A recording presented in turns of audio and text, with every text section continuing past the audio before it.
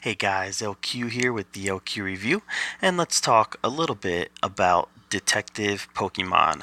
I got to see that yesterday, and it wasn't really what I expected it to be. Now, first of all, let's come in very transparent here. I'm not a Pokemon fan.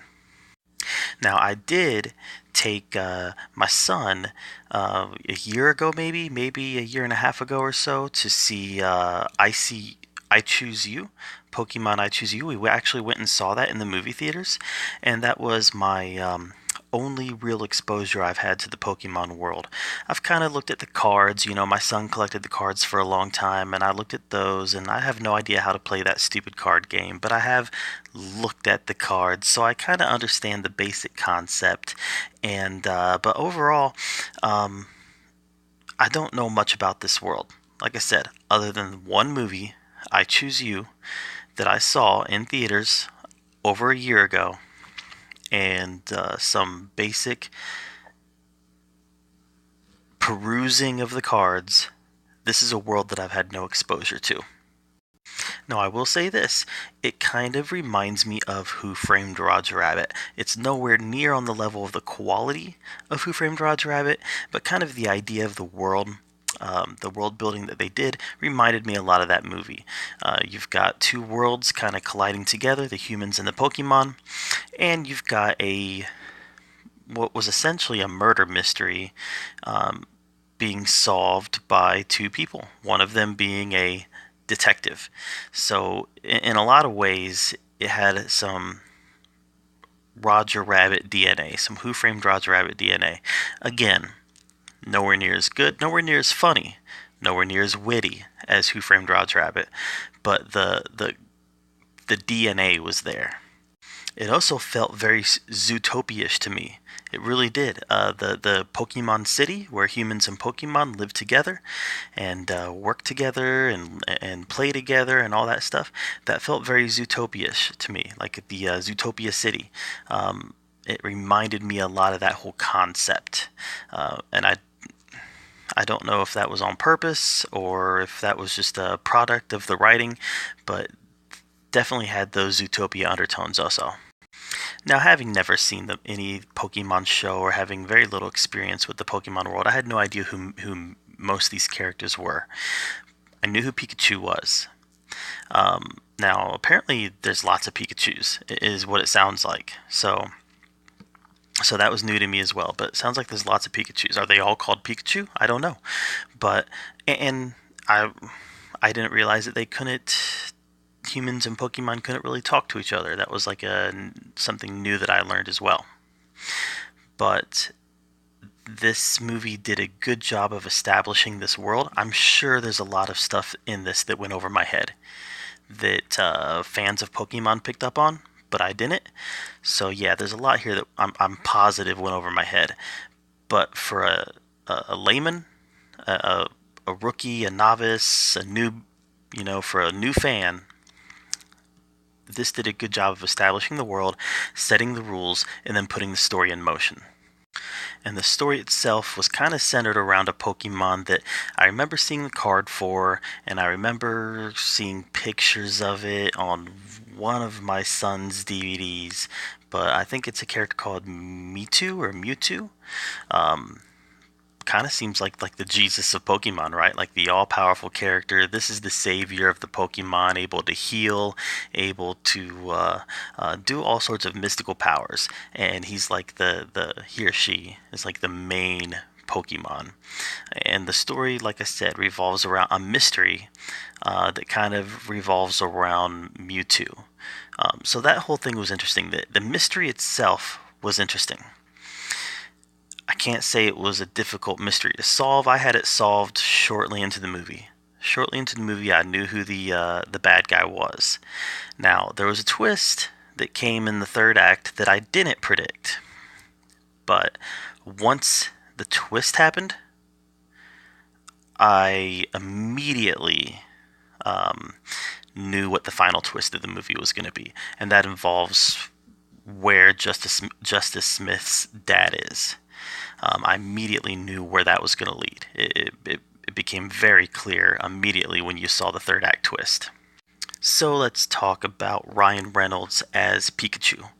Um, you know, if you closed your eyes, you just hear Deadpool. that's just that's just the reality. You close your eyes, you hear Deadpool.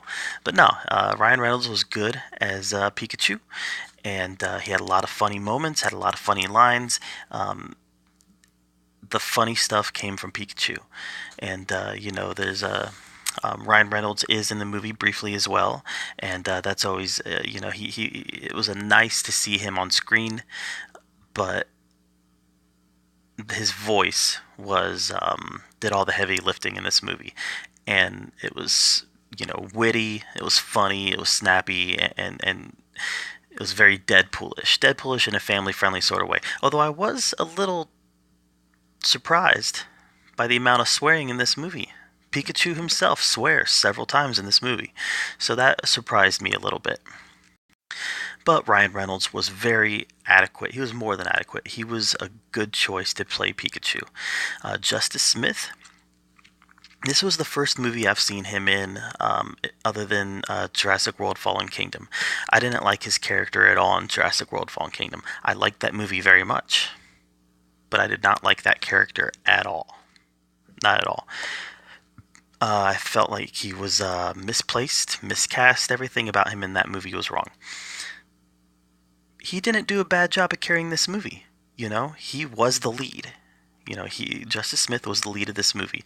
You can say Pikachu was the lead and that Ryan Reynolds' voice was the lead, but the real actors doing the heavy lifting here, the live action actors doing the heavy lifting, and he did a good job of doing the heavy lifting as the lead live action actor.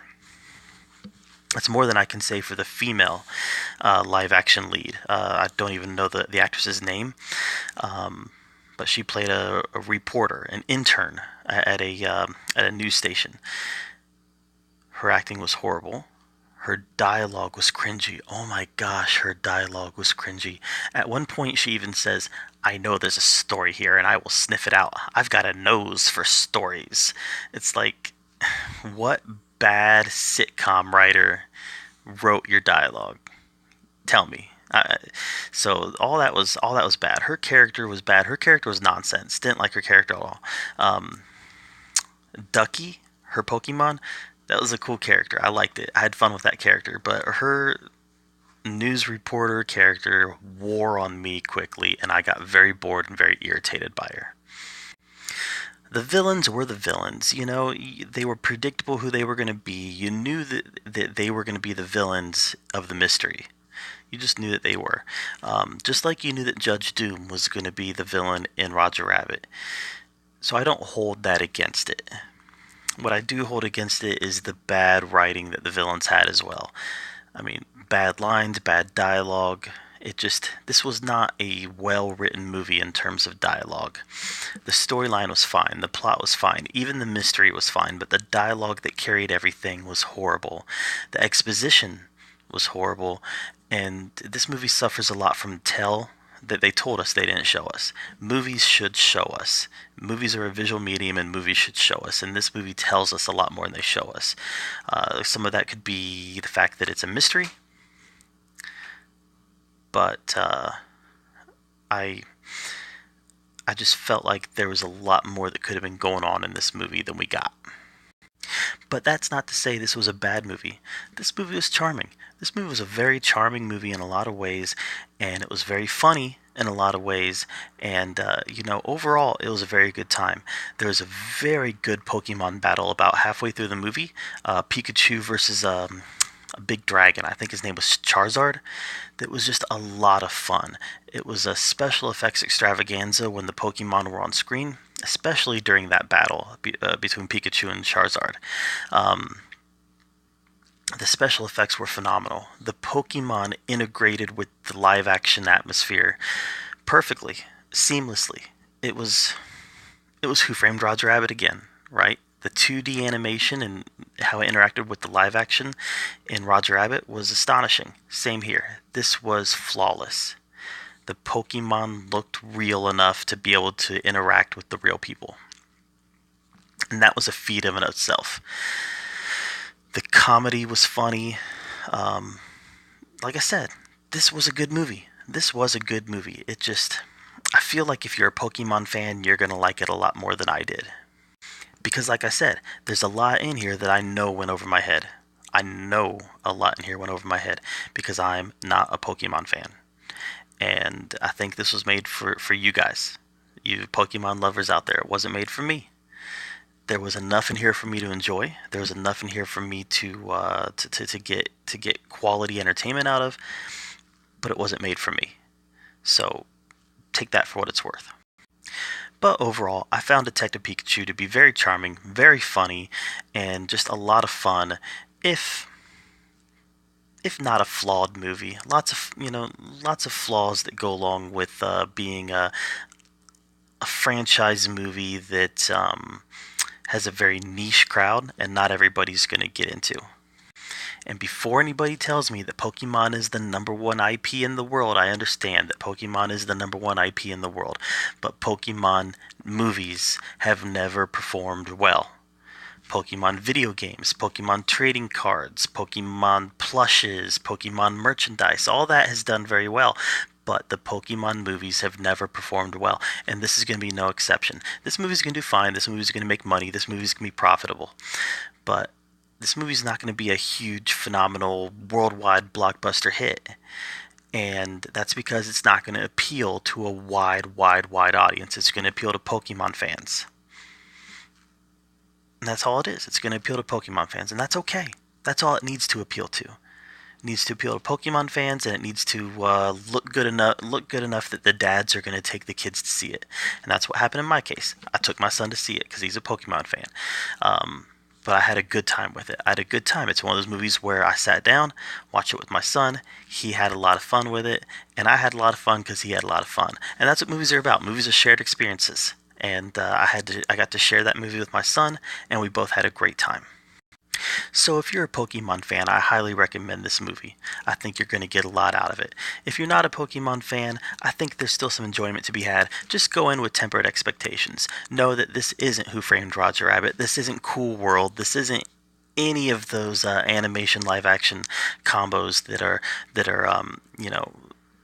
just the examples of how it's done great. This is just a good movie that has some funny stuff in it.